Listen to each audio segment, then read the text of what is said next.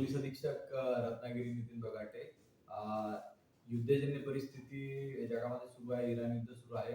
त्यानिमित्ताने एलपीजीचा तुटवडा होतो का काय असं समजून बरेच रत्नागिरीकर एलपीजी गॅस चे ज्या एजन्सीज आहेत त्यांच्या बाहेर लाईन लावत आहेत.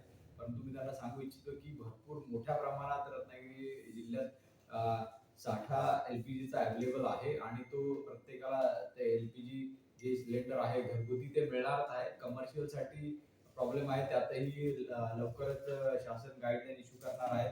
नारी निकेतन, शाळा, हॉस्पिटल यांना तो गॅस साठा मुबलक प्रमाणात उपलब्ध होणार आहे. भरपूर मोठ्या प्रमाणात एलपीजीचा साठा आपल्याकडे उपलब्ध आहे. त्यांना इश्यू करण्यासाठी ज्या काही गाईडलाईन्स आहेत त्या लवकरच जारी करण्यात येणार आहे. पण लोकांनी पॅनिक होऊन गर्दी करून भांडणं होईल अशी काही परिस्थिती कृपया तिथे आणू नये. सगळ्यांना व्यवस्थित घरगुती सिलेंडरचा साठा मुबलक प्रमाणात उपलब्ध होणार आहे. सर, नेमका तुम्ही आता ह्या बाबतीत आढावा घेतला तर काय परिस्थिती आहे? आढावा घेतला तर ते ऑनलाईन बुकिंग फक्त त्यांचं थोडंसं थांबलेलं आहे. ऑनलाईन बुकिंगच्या पूर्ण सूचना आल्यावर त्या शासनाकडून आल्यावर ते सुरळीत होईल लवकरच. पण अशी गर्दी लोक जे करतात ती पॅनिक सिच्युएशन जी क्रिएट होतीये. पण त्यांना सांगू इच्छितो की रत्नागिरीतलाच आपल्या इथे जयगड बंदरावर खूप मोठ्या प्रमाणात तो साठा उपलब्ध करून देण्यात आलेला आहे आणि वेळोवेळी शासनाच्या गाईडलाईननुसार आपण तो साठा लोकांपर्यंत पोहोचू. या डोमेस्टिक साठी काहीच प्रॉब्लेम नाहीये. खूप मोठ्या प्रमाणात तो साठा उपलब्ध आहे. फक्त कमर्शियल वाल्यांचा जे आहे शासनाच्या गाईडलाईननुसार तो साठा त्याच्यानुसार तो सुरळीत करण्यात येईल.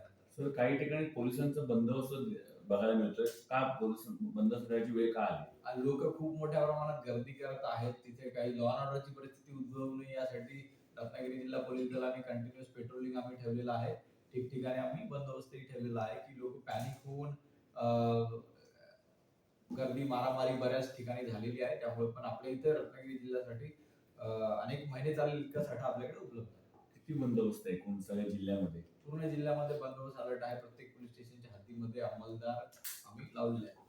सर, विषय असा आहे की काल ज्यांनी बुकिंग केलं तर काही जणांना 45 दिवसांचं याचं त्यांनी कळवलं आणि काही जणांना 25 दिवसांचं आधी होतं. आता सर या ह्याच्यामध्ये आमची प्रशासनाला उलट विनंती राहील की तिथे इथले जे ते बिचारे कर्मचारी असतात त्यांच्यावरती करून उपयोग नाही, पण कंपन्यांची सर त्यांच्याशीच बोलायला हवं, कारण त्यांच्यामध्येच विसंवाद आहे. कारण यांचं जे आहे ना, जे बुकिंग केलं जातं ते यांच्या इथून होत नाही. त्याच्यामुळे काय होतं, इथला तो स्टाफ आणि कस्टमर यांच्यामध्ये संवाद होतात, कारण या लोकांना माहित नसतं. असं सगळं झालं. कारण काल जेव्हा त्यांना मी विचारलं ना, ते म्हणाले हा मॅडम 45 दिवसांचं येतंय, पण आम्हाला काहीच कंपनीने काहीच कळवलं नाही. ऑनलाईन जी यंत्रणा आहे ती लवकरच सुरळीत होणार आहे. त्याबद्दल योग्य तो निर्णय लोक पॅनिक होतात, हा लोकांचा दोष पण म्हणता येणार नाही ना. जर वेगवेगळ्या पद्धतीनं म्हणजे इथल्या लोकांना माहित नाही, इथल्या ज्या गॅस एजन्सी आहेत त्यांना माहित आहे आणि कंपनी परस्पर निर्णय घेते, तर कंपनीचे जे पण प्रतिनिधी आहेत तर त्यांच्याशी प्रशासनाने बोलणं महत्त्वाचं आहे. आम्ही डीएसओशी आणि जिल्हाधिकाऱ्यांशी लवकरच बोलून लवकरात लवकर निर्णय घेणार आहोत आणि माहितीनुसार आपल्याकडे मुबलक प्रमाणात एलपीजीचा साठा उपलब्ध आहे. कृपया घरगुती सिलेंडर वापरणाऱ्या सर्व नागरिकांना विनंती की त्यांनी पॅनिक होऊन जाऊ नये. साठा मुबलक प्रमाणात आपल्याकडे उपलब्ध आहे आणि कंटिन्युअस 8 देशांमधून तो आपल्यापर्यंत पोहोचत आहे.